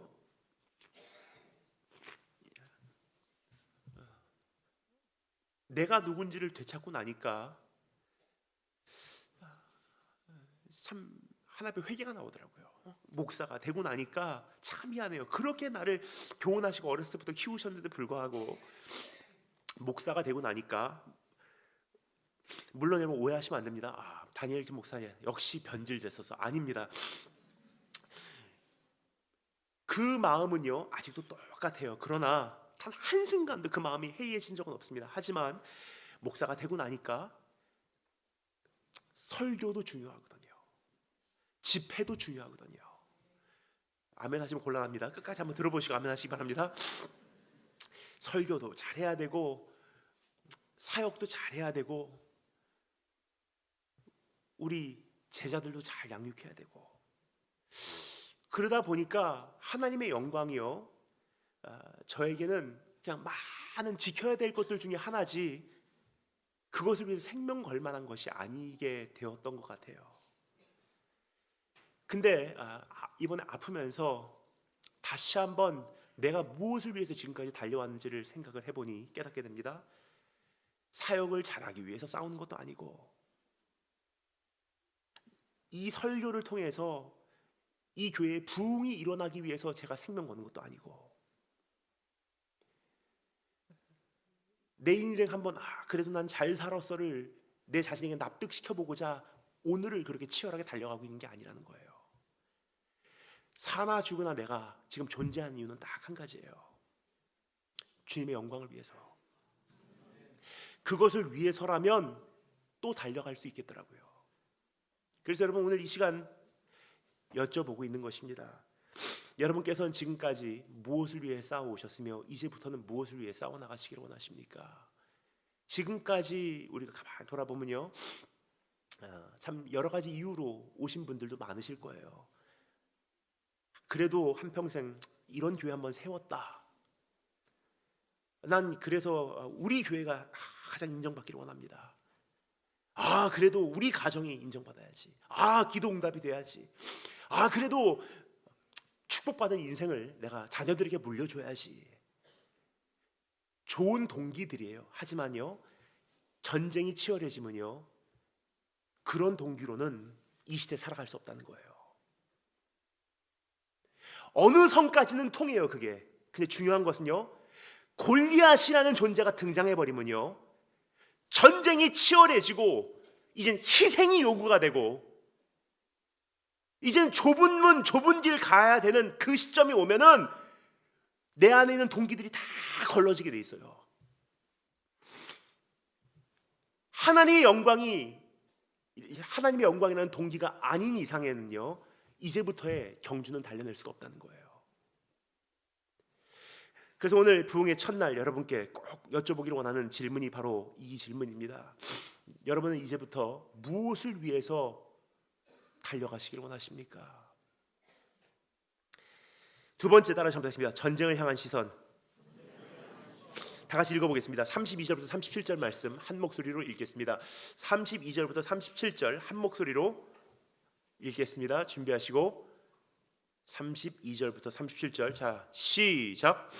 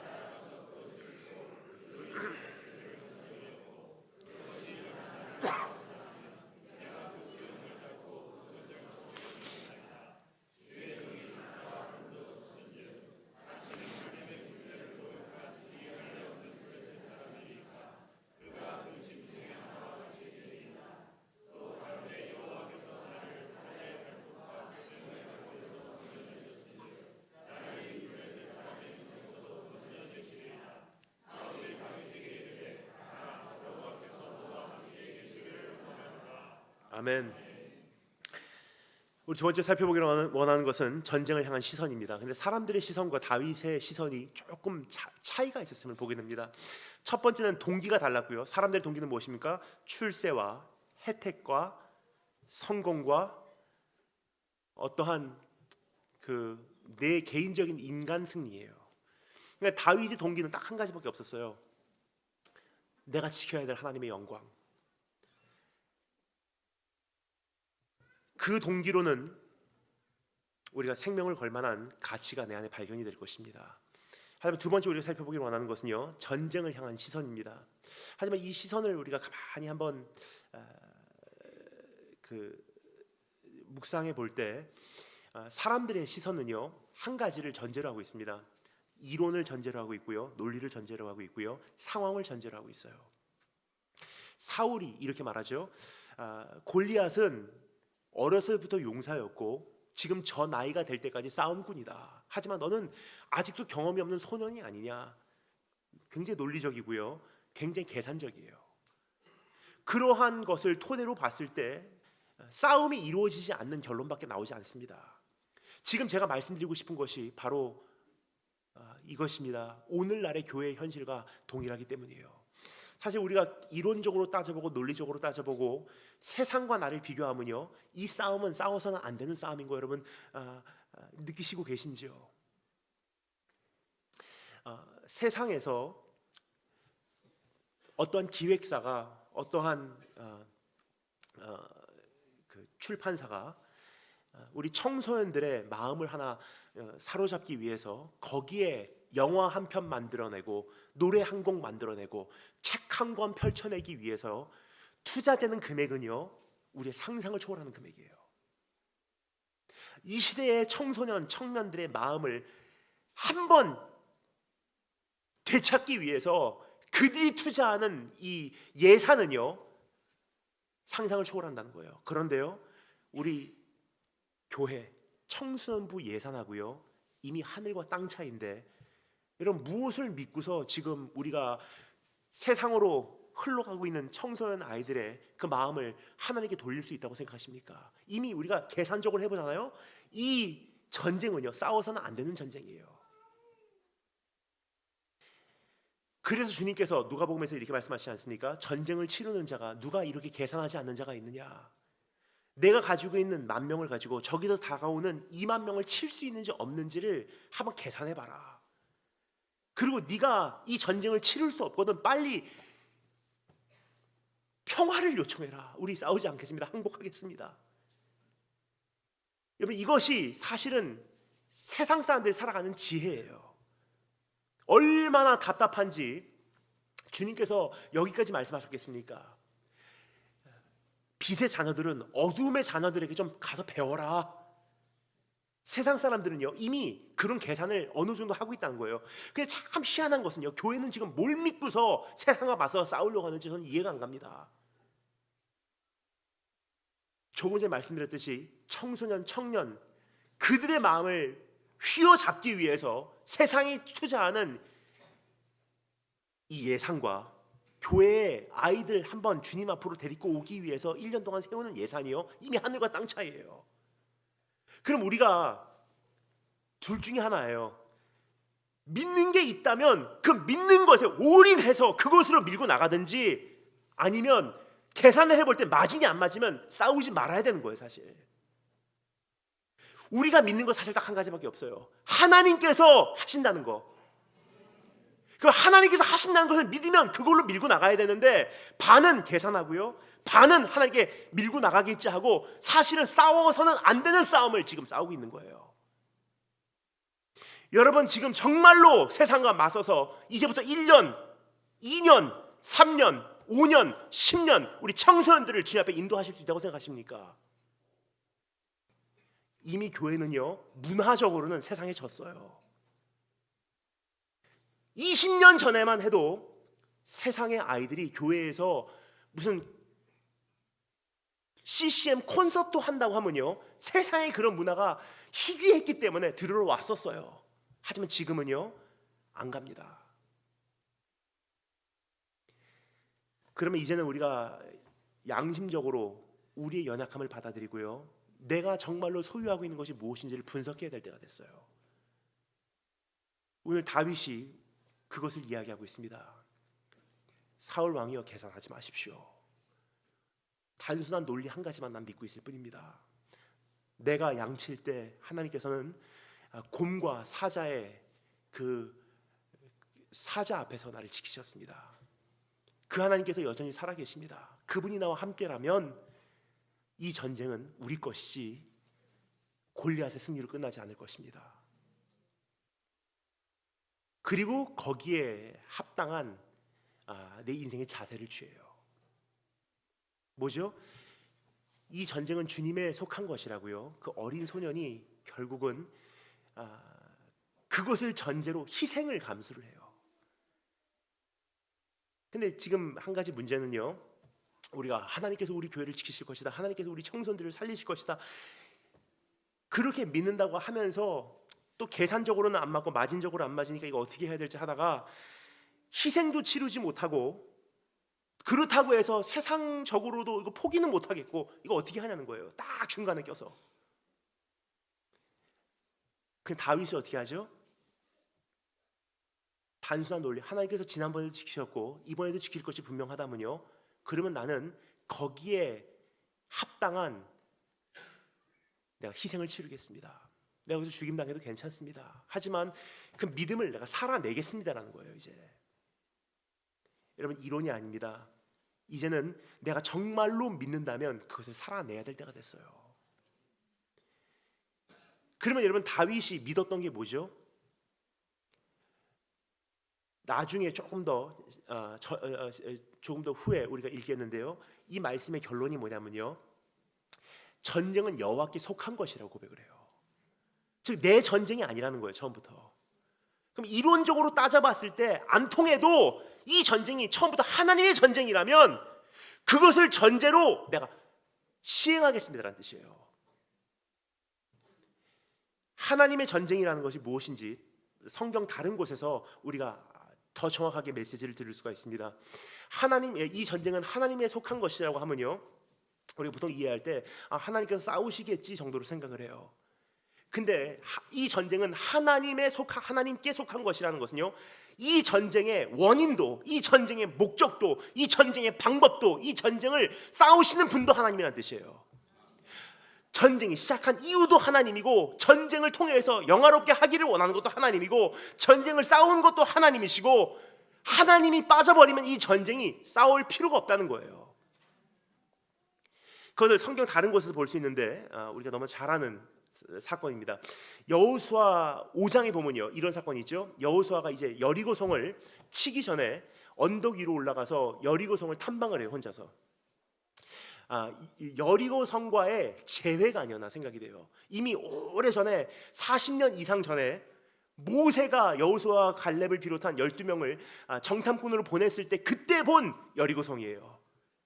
근데 이제는 모세도 없고 나이가 들어서 여호수아 노년에 이제는 이 이스라엘 백성을 이끌고 약속의 땅으로 진입하고자 할 때 첫 번째 정거장 여리고성과의 재회. 참 많은 그 여러 가지 생각들이 마음에 떠올랐을 거예요. 그런 생각을 가슴에 담고 추억을 되새겨가며 그 언덕을 올라갑니다. 생각하고 싶었을 거예요, 아마 여러 가지. 지난 40년간 이렇게 지켜오셨지. 그때 우리가 얼마나 잘못했는지. 그 시간을 하나님께서 하루당 1년으로 계산을 해서 40년 동안 우리가 지금까지 광야에서 방황하지 않았느냐. 그럼 이제는 진짜로 다시 정복해야 될 텐데 여러 가지 생각을 하면서 언덕을 올라갑니다. 이제 눈앞에 여리고성이 보이는 그 언덕 정상으로 올라갔을 때 성경이 기록합니다. 이름 모를 용사 한 명이 서 있는 거예요. 여호수아 앞에 등장한 손에 칼을 빼고 기다리는 한 용사가 있었습니다. 근데 우리말 성경은요, 이 장면을 이렇게 기록합니다. 여호수아가 그에게 가서 묻되 여호수아가 그에게 나아가 가로되. 마치 이러한 장면을 우리에게 잘못 전해주고 있어요. 잘못하면 이렇게 오해를 할 수 있어요. 여호수아가 가서 그 사람에게 공손히 묻습니다. 저기요, 말씀 여쭤보겠습니다. 당신은 우리를 위함입니까? 원수를 위함입니까? 그걸 한번 좀 생각해 주면 감사하겠어요. 만약에 우리가 그 38선을 건너서 북한, 진짜 그 북한의 진영으로 우리가 진입을 하는 거예요. 북한의 영역으로 진입을 하는 거예요. 최전방 가장 가까운 곳까지 진입을 한다면요, 거기에 어떤 사람이 손에 칼을 쥐고 여러분을 기다리는 듯이 서 있다면요, 여러분 어떻게 여쭤보겠습니까? 저기요, 말씀 여쭤보겠습니다. 우리 편입니까? 원수 편입니까? 그렇게 물어보신 분은 아무도 없으실 거예요. 우리말 번역이 조금 잘못됐어요. 여호수아가 그에게 나아가 묻되, 여호수아가 그에게 나아가 가로되, 너는 우리 편이냐 원수를 위함이냐? 번역이 잘못됐어요. 하지만 정확한 번역을 말씀드릴게요. 여호수아가 그에게 나아갔다는 것은요, 그에게 공손히 접근했다는 뜻이 아니에요. 여호수아가 달려들었다는 뜻이에요. 그 언덕에 도달했을 때 정체가 불확실한 이름 모를 용사가요, 칼집에서 칼을 빼내고 그 손에 칼을 쥐고 서 있는 거예요. 그때 여호수아가요, 자기도 칼을 뽑고요, 그 사람에게 달려듭니다. 으악 달려들어서 그때부터 이제 칼싸움이 시작됐을 거예요. 챙챙. 그러면서 대화가 시작돼요. 여러분 영화에서 보신 적이 있으실 거예요. 이런 장면들 꽤 많더라고요. 굉장히 드라마틱한 장면이에요. 두 용사가 칼싸움을 하면서 대화를 하는 장면. 그러면서 여호수아가 묻습니다. 넌 우리를 위함이냐 우리의 원수를 위함이냐? 다른 말로 우리 편이냐 원수 편이냐? 정체를 밝혀라. 근데 그 사람이요, 참 기가 막힌 대답을 해요. 여호수아의 머릿속에는 딱 두 가지밖에 없었어요. 우리 편이냐 원수 편이냐. 근데 그 사람이 뭐라고 대답합니까? 영어 성경은 이렇게 기록합니다. No. 칼싸움 하다가 잠시 당황했을 거예요. 뭐라고? 우리 편이냐 원수 편이냐 물어봤는데 그럼 대답이 이렇게 돌아와야 되잖아요. 니네 편이다 아니면 나는 원수 편이다. 둘 중에 하나로 대답을 해야 되는데 우리 편이냐 원수 편이냐 정체를 밝혀라. 그런데 이 사람의 대답은 No. 우리말로는 이렇게 기록되어 있습니다. 아니라 그래요. 내가 물어본 질문에 대한 답이 아니었어요. 바로 이런 뜻입니다. You asked a wrong question. 너 질문 잘못 물어봤어. 네가 정말로 물어봐야 되는 질문은 내가 네 편이냐 아니냐가 아니야. 네가 정말로 물어봐야 되는 질문이 뭐였는지 내가 가르쳐 줄게. 네가 내 편이냐 아니냐야. 나는 여호와 하나님의 군대 대장으로 여기에 왔느니라. 하나님의 군대를 대표해서 왔다는 거예요. 그 순간 여호수아가 소름이 끼쳤을 거예요. 지금까지 여호수아는요, 하나님 나를 도와주실래요? 안 도와주실래요? 내가 이 교회를 부흥시키려고 하는데 나를 도와주실래요? 안 도와주실래요? 내가 기도 응답을 받으려고 하는데 나를 도와주실래요? 안 도와주실래요? 내가 내 자녀를 이렇게 키우려고 하는데 나를 도와주실래요? 안 도와주실래요? 근데 하나님께서 말씀하십니다. 네가 지금까지 묻고 있는 질문 잘못된 질문이야. 네가 진짜로 물었어야 하는 질문이 뭔지 가르쳐줄게. 네가 내 편이냐 아니냐야. 네 자녀를 통해서 내가 이렇게 만들어내기를 원하는데, 하나님 내 자녀를 이렇게 하기를 원하는데 이렇게 도와주실래요 안 도와주실래요가 아니라 진짜로 물었어야 되는 질문은 내가 주님의 편 되기를 원합니다. 그러면 주님께 내 자녀를 어떻게 쓰시든 난 거기 협조하겠습니다. 주님께서 원하시는 교회가 무엇입니까? 하나님께서 원하시는 인생이 무엇입니까? 하나님 내 기도를 통해서 이루시기를 원하시는 것이 무엇입니까? 주님 뜻이라면 내가 주님 편에 속하겠습니다. 여호수아는 지금까지는 하나님이 자기의 군대 그 전투에 모집돼서 입대하기를 원했어요. 근데 하나님께서 여호수아를요 그날 하나님의 군대로 입대를 시키는 날이에요. 오늘 여기서 말씀하고 있는 내용이 바로 그 내용이에요. 전쟁은 여호와께 속한 것이라는 것은요, 하나님 지금 이제부터 만만치 않은 시대 우리 교회 도와주실래요 안 도와주실래요가 아니라는 거예요. 만만치 않은 시대 우리 청소년부 도와주실래요 안 도와주실래요가 아니에요. 만만치 않은 시대 우리 가정 도와주실래요 안 도와주실래요가 아니에요. 우리 사업 축복하실래요 안 하실래요. 우리 개인 기도는 응답하실래요 안 하실래요가 아니에요. 그거 가지고는 이미 맞으니 안 맞으니까 그 싸움 빨리 흰 깃발 날리는 것이 지혜로운 자라는 거예요. 그런데 이 전쟁은요 처음부터 주님 거라는 거예요. 이 교회 처음부터 주님 거고요, 우리 가정 처음부터 주님 거고요, 우리 자녀들 처음부터 주님 거고요. 그러면 이제는 나는 어떻게 해야 될까요? 주님의 뜻이라면 내가 다 하겠습니다. 그래서 전쟁이 만만하게 보이는 거지, 사실 다 따져봤을 때 전쟁이 만만하게 보이지 않아요.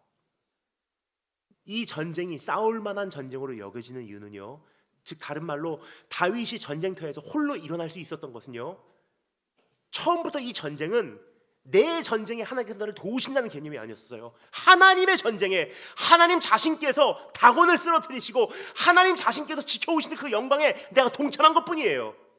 그럼 나를 도구로 쓰시려면 쓰시고 여기서 전사시키려면 시키시고, 하지만 한 가지 분명한 것은 하나님께서 자기 영광 지키신다는 거예요. 그걸로 되지 않습니까? 하나님께서 자신께서 지키시는 그 영광에 내가 잠시 도구로 쓰이는 것을 여러분 족하지 않습니까? 이제 우리가 생각했던 우리의 아젠다, 우리의 모든 것을 조금 내려놔야 될 때가 됐어요. 근데 이제는요 내 전쟁이 아니에요. 하나님의 전쟁으로 돌아가시는, 그래서 이제는 만만치 않은 시대를 바라보고도 하나님의 전쟁인 거로 눈 하나 깜빡하지 않고 일어나시는 축복이 있으심으로 축원합니다. 첫 번째, 전쟁을 위한 동기. 두 번째, 전쟁을 향한 시선. 마지막 세 번째, 따라 전했습니다. 전쟁을 위한 무기. 마지막으로 함께 읽겠습니다. 38절부터 47절까지 조금 길 수 있지만 하나님 말씀에 한번 더 귀를 기울여서 읽고 싶습니다. 사실 마음 같아서는 지금 17장 전체를 읽고 싶지만 시간 관계상 그렇게 하지는 못했습니다. 지금 저희가 읽고 있는 이 구절들은요 최소한 저희가 이 장면을 이해하기 위해서 선택한 구절들일 뿐이에요. 그래서 우리가 38절부터 47절까지 한 목소리를 한 번 더 읽어보도록 하겠습니다. 다 같이 읽겠습니다. 시작.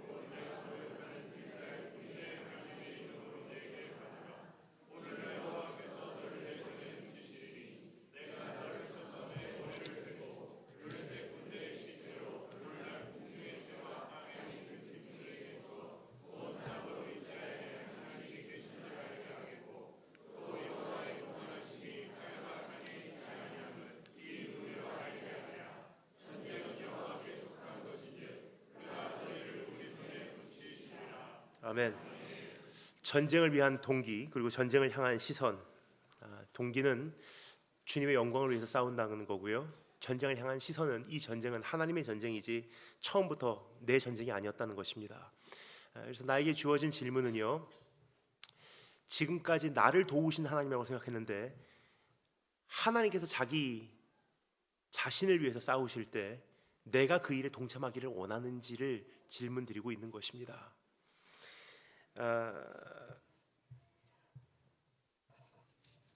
마지막 세 번째 우리가 살펴보기로 하는 것은 전쟁을 위한 무기입니다. 다 포기하고 낭망할 때 다윗이 일어날 수 있었던 한 가지 이유가 바로 여기 있지 않나 생각이 됩니다. 무기가 남달랐기 때문이에요. 훈련소에서 우리가 군사 훈련을 받을 때 여러 가지 무기를 어떻게 다루는지 훈련을 받습니다. 근데 중요한 것은요, 지금까지 있었던 전쟁 상황들을 전제로 미래를 우리가 분석해 볼 때 만들어진 무기들이에요. 중요한 것은요, 돌연변이가 등장하면 무기가 안 통하는 시점이 반드시 온다는 거예요. 그때 어떻게 하는지는 군사학 쪽에서 가르쳐 주지 않습니다.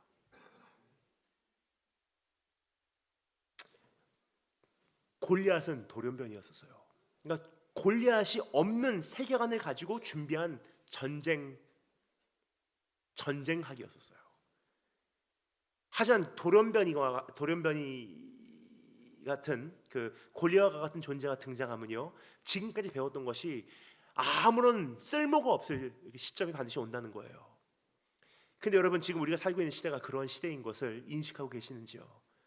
지금 우리가 맞이하고자 하는 시대, 아니 이미 도입한 시대는요, 돌연변이에요. 주님께서 성경에서 그렇게 소개하지 않습니까? 태초부터 지금까지 그리고 이제 후로도 이런 날은 없대요. 정말 만만치 않은 시대가 우리 눈앞에까지 와 있어요. 이미 피부로 시대를 조금 빨리 사시는 분들은요, 학교에서, 직장에서 그것을 느끼고 계세요. 그러한 시대 속에서 우리는 여전히 다른 무기를 사용하려고 지금 생각하고 있지 않나 생각이 됩니다. 사울과 같은 사람들이 있어요. 이 다윗에게 여러 가지 옷을 입혀주는 거예요. 갑옷을 입혀주고 자신의 검을 주고. 사실 그럴 수밖에 없다고 생각을 합니다. 그 이유는요, 우리가 읽지 않았지만 지금 우리가 살펴보고 있는 사무엘상 17장 전반에 보면요, 성경이 이렇게 기록합니다. 블레셋에서 전쟁을 도두는 자가 와서 이스라엘을 조롱하여 가로되. 전쟁을 도두는 자라는 표현이 사용되고 있어요. 전쟁을 도둔다는 것은요, 바로 이러한 존재들이었습니다. 고대 시대의 전쟁 이렇게 치루어졌습니다. 전쟁을 도두는 자들이 때로는 대표로 싸우는 거예요. 수십만 명이 여기서 서로 죽이고 싸울 필요가 있느냐? 다들 아내가 있고 자녀가 있고 돌아갈 집이 있는데 우리 그렇게 피 흘리지 말자. 그거는 무지한 방법이니까 우리 신사적으로 싸우자 해서 전쟁을 도두는 자들, 각 군대에 한 명씩 대표들을 보내는 거예요.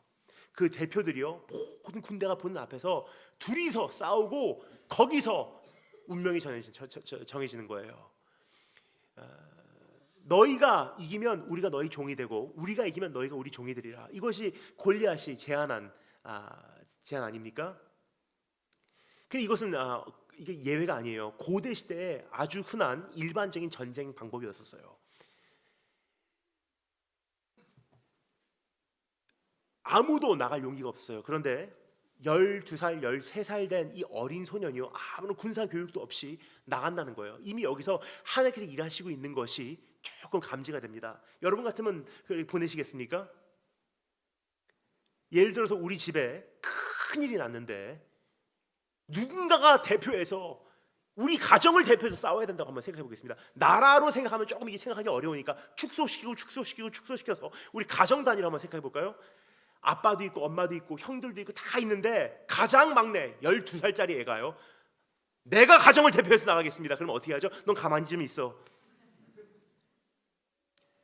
근데 나라를 대표해서 나라의 운명에 걸려있는 이 싸움에 12살짜리 소년을 참전시킨다는 것은요, 이미 하나님께서 사람들의 마음을 움직이기 시작했다는 뜻이에요.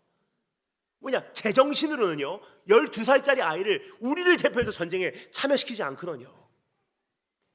근데 막상 내보낸다고 생각을 하고 나니까 마음이 조마조마했던 것 같아요. 왜요? 이 아이가 이기면 괜찮겠지만 그 확률은 희박하고요, 이 아이가 지면은 우리 모두 다 노예거든요. 이 아이의 우리 생명이, 우리의 운명이, 우리 가정의 모든 그 역사가 맡겨져 있는 거예요. 그러다 보니까 마음이 초조한 나머지 사울 왕이요 모든 방법을 동원해서 그 다윗이라는 소년에게 이제 입혀주기 시작합니다. 내 갑옷 입고 가렴, 내 창 갖고 가렴, 내 검 가지고 가렴. 다윗이 그것을 입어보고요, 아마 배려했던 것 같아요. 왜요? 이것마저 안 입어드리면 다 초조해하실까봐 입어보고요, 움직여봅니다. 근데 어색한 거예요. 결국 어떻게 하죠? 다 벗어 던져요. 이거 못 입고 가겠습니다. 참 우리에게 필요한 과정이 아닌가 생각이 돼요. 만만치 않은 돌연변이가 우리 앞에 등장했는데요, 우리는 여전히 뭐 하고 있죠? 다른 사람이 전쟁에서 싸웠던 갑옷을 열심히 테일러해서 수선해서 내가 입으면 된다고 생각을 해요. 예를 들어서 미국 교회에서 이렇게 해서 성공했대. 오케이, 그 가지고 와서 우리 대한민국 상황으로 좀 상황해서 수선해서 긴데 좀 짧게 하고 줄여서 내가 입으면 우리 대한민국에서 그렇게 하면 사역하면 될 거야. 안 통한다는 거야 이제. 어떤 사람이 저렇게 해서 서울대 갔대. 오케이, 무슨 학습법? 오케이, 나도 그것을 잘 벤치마킹해서 나한테 잘 테일러해서 내 옷에 내 몸에 맞게 입으면 우리 자녀도 서울대학 갈 거야. 안 통한다는 거야 이제. 우리가 즐겨 듣는 메시지들, 우리가 참 좋아하는, 지금 이 시대의 성도님들이 가장 사랑하는 메시지들이 바로 그런 메시지예요. 따라서 기독교 서적 가잖아요, 깜짝 놀랍니다. 반 이상이요 노하우에 대한 책이에요. 성공은 어떻게 하냐, 기도 응답은 어떻게 받냐, 하나님을 위한 학습법, 하나님의 재정관리법, 다 법칙이에요. 뭐죠? 그 사람이 이렇게 해서 성공했대. 그 옷을 가지고 와서요, 그 갑옷을 나에게 수선해서 입으면 나도 그 전쟁에서 성공할 거야. 청소년 사역법, 오케이, 그 가지고 와서요, 우리 청소년에 맞게, 우리 청소년부에 맞게, 우리 청년부에 맞게 옷을 잘 수선해서 입으면 나도 골리앗을 맞서 싸울 수 있다고 착각을 해요. 근데 분명히 말씀드리겠습니다. 어느 선까지는 싸우겠죠. 문제는요, 돌연변이가 나타나면 안 통한다는 거예요. 그래서 오늘 하나님께서 우리에게 요구하시는 첫 번째가 무엇이냐면요, 그 옷 벗어 던지라는 거예요. 안 어울리니까. 그러면 다윗이 선택한 무기가 뭘까요? 물매와 매끈한 돌 5개예요. 그렇죠? 근데 여기서 어떤 분들은 이렇게 생각하십니다. 그 돌 5개는 오병이어의 기적을 우리에게 상징하고 있습니다. 근데 솔직히 말씀드리겠습니다. 돌이 5개인지 3개인지 1개인지는 별로 중요하지가 않아요. 왜요? 진짜로 전쟁에서 필요했던 그 돌은 몇 개였었어요? 하나예요. 첫 발째 명중시켜버린 거예요. 나머지 4개 돌은요 사실 사용 안 됐어요. 근데 왜 5개를 고를 수밖에 없었는지 여러 가지 이유가 있겠지만 전 이런 생각합니다. 다윗이요, 이 매끄러운 돌 5개를 구하러 그 시냇가로 나갔어요. 거기서 돌을 골랐다고 성경에 기록하고 있죠. 많은 생각을 했을 거예요. 지난 날 떠올리며 이렇게 나를 구하셨었지, 지난 날 이렇게 나를 하나님께서 지키셨었지. 하나하나 돌을 뽑으며 시냇물 들으며, 시냇물 소리 들으며 하나님에 대한 생각을 많이 떠올렸을 거예요. 왜냐하면 다윗의 시에 그러한 고백이 담겨져 있던 거 기억하십니까? 여호와는 나의 목자시니 내가 부족함이 없으리로다. 자신이 경험한 하나님에 대한 고백입니다. 그가 나를 푸른 초장에 누이시며 쉴 만한 물가로 인도하신도다. 시냇가에서 매끄러운 돌을 선택하면서요, 지난날 본인이 하나님과 싸워왔던 추억을 많이 생각했을 거예요. 거기서 다시 한번 확고하게 그가 소유하게 된 무기가 있어요. 뭐죠? 전쟁터에 진입하자마자 가장 먼저 내가 가지고 있는 무기가 뭔지를 골리앗에게 선포를 해요. 나는 물맷돌 5개로 너에게 나가노라? 아니에요. 너는 창과 칼과 단창으로 나에게 오거니와 나는 여호와 하나님의 이름으로 너에게 나가노라. 시냇가에서 생각을 하면서 하나님의 이름에 대한 확실한 기억이 떠올랐다고 생각합니다. 여러분, 지금 이 시대에 우리가 필요한 과정이 바로 이 과정이라고 생각을 해요. 뭐냐면요, 나에게 안 맞는 옷 이제는 벗어버리시기 바랍니다. 안 맞는 프로그램, 안 맞는 노하우, 안 맞는 테크닉, 안 맞는 어떤 사람의 그 멘토링, 안 맞는 어떤 사람의 어드바이스, 우리 굉장히 그거 많이 의존해요. 그걸로 이 시대를 맞설 수 있다고 착각을 하고 있어요. 저 사람이 저렇게 해서 성공한 그 성공담을 가지고, 그 간증을 가지고, 그 사람의 어떤 성공 이야기를 가지고 내일을 맞설 수 있다고 착각을 하는 것이 지금 이 시대의 가장 안타까운 비극이 아닌가 생각이 듭니다. 그런데요, 안 통한다는 거. 이제 수많은 청소년 사역 다 동원해 봐도요, 이제부터의 시대 누가 성공적인 청소년 사역에 대한 노하우 기록한 사람 한 사람도 없어요. 이제 왜요? 안 되니까 이제는. 근데 이 시대에 통하는 게 딱 한 가지 있어요. 물맷돌 5개 아니에요. 물맷돌은요, 하나의 그 도구로 사용됐을 뿐이고요, 다윗이 진짜로 가지고 있었던 무기는요, 다윗 입술에서 고백된 그 무기예요. 하나님의 이름으로 너에게 나가노라. 그럼 하나님의 이름이 뭐냐는 질문입니다. 여기서 말하는 하나님의 이름은요, 그냥 하나님을 부르는 고유 명사가 아닙니다. 하나님의 전체를 이야기하고 있는 거예요. 내가 경험한 하나님, 내가 아는 하나님, 지난날 나를 만나 주셨던 하나님, 하나님과의 추억, 그 추억을 통해서 형성된 하나님에 대한 신학, 하나님에 대해서 아는 그 지식, 하나님의 속성, 하나님의 신실하심, 내가 경험한 하나님의 손길, 그 하나님을 알기 때문에 너에게 나간다는 거예요. 하나님의 권세, 하나님의 이름, 하나님의 능력, 하나님의 약속, 하나님의 기적. 여러분, 지금 이 시대에 우리가 이길 수 있는 딱 한 가지 무기가 있습니다. 어떠한 노하우도 아니고요, 어떠한 테크닉도 아니고요, 어떠한 프로그램도 아니고, 어떠한 방법론도 아니에요. 이제 우리에게 남겨진 딱 유일한 한 가지, 하나님의 이름이에요. 근데 한 가지 안타까운 것은요, 하나님의 이름보다도 여전히 사울 왕의 옷을 입으려고 하는 것이 우리의 시대의 문제가 아닌가 생각이 돼요. 오늘 조금 일찍 도착해서요, 올라오면서 1층에 이게 붙여져 있는 그 표지판을 봤어요. 20만 시간 기도. 20만 시간 맞죠? 10만 시간인가요? 20만이잖아요. 정말 저는 감동했습니다. 그래서 여러분, 사실 다른 것보다도 가장 중요한 게 있다면요, 교회는 하나님의 이름 소유하는 거예요. 근데 하나님의 이름이라는 것은요, 내가 직접 만나지 않으면 하나님의 이름을 절대로 소유할 수가 없어요. 그래서 이제는 20만 시간 준비하고 왔지만 나중에 다 시간이 지난 다음에 돌아보면요, 20만 시간을 훨씬 더 능가해 버린 참 그러한 역사, 그러한 발자국들이 우리 교회에 정말로 남기를 소망합니다. 20만 시간 딱 계산하고 출발을 했는데 돌아보니까 뭐 30만 시간이 된다든지 40만 시간이 되었다든지, 한 사람이 기도하기로 오기로 했는데 어느 날 돌아보니까 3사람이 기도하고 있고, 한 사람씩 릴레이로 기도하기로 했는데 어느 날 돌아보니까 여기서 기도회가 시작이 되고, 만약에 그렇게 된다면 어떻게 되겠습니까? 무슨 청소년 사역은 이렇게 해라 하는 세미나가 아니에요. 하나님의 이름 소유해 버리잖아요. 이 시대는요, 작게 보여요. 아무것도 아니라는 거예요. 여러분, 한 가지만 이제 말씀을 드리고 마치도록 하겠습니다. 오늘 이렇게 말씀을 여기까지 드리면요, 한 가지 오해가 있을 수 있어요. 다윗을 배우자, 우리가 다윗과 같이 되자, 동기가 새로워져야 되고, 시선을 바로 잡아야 되고, 하나님의 이름을 소유하자. 근데 중요한 것은요, 오늘 이 말씀의 주인공은 다윗이 아닙니다.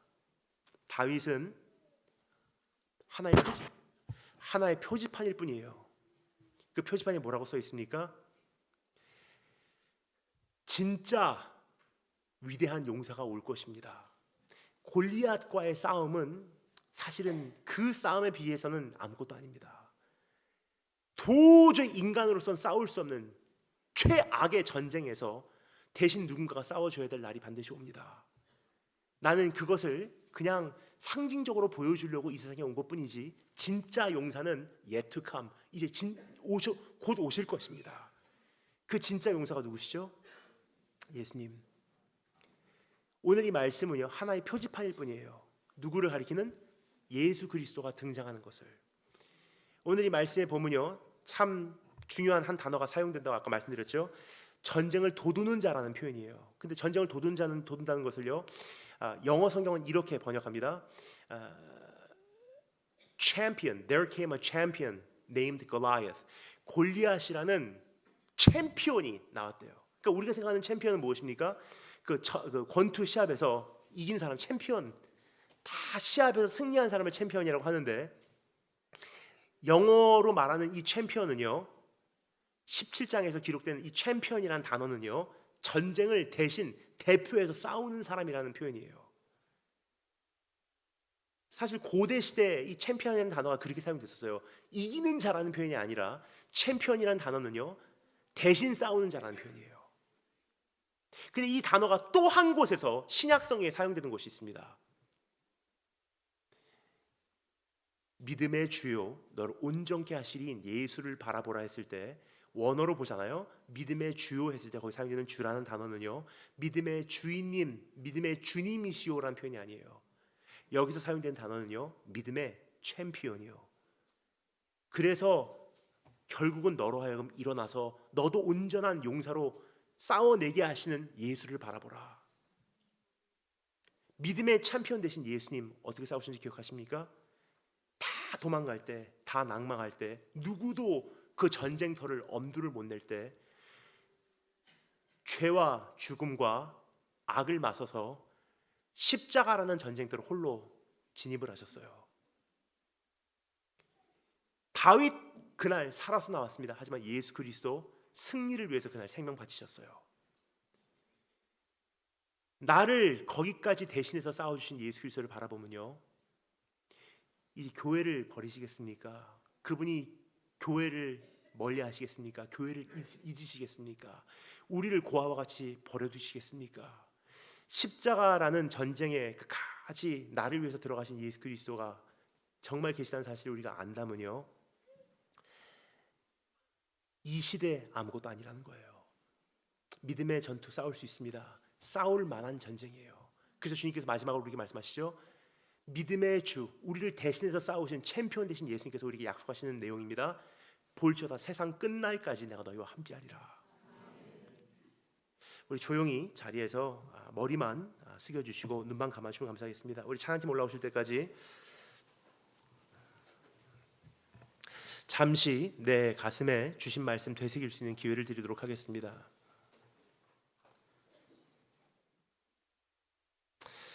우리 찬양팀 올라오실 때까지 잠시 내 마음을 가다듬고 주신 말씀을 가슴에 되새길 수 있는 기회를 드리도록 하겠습니다.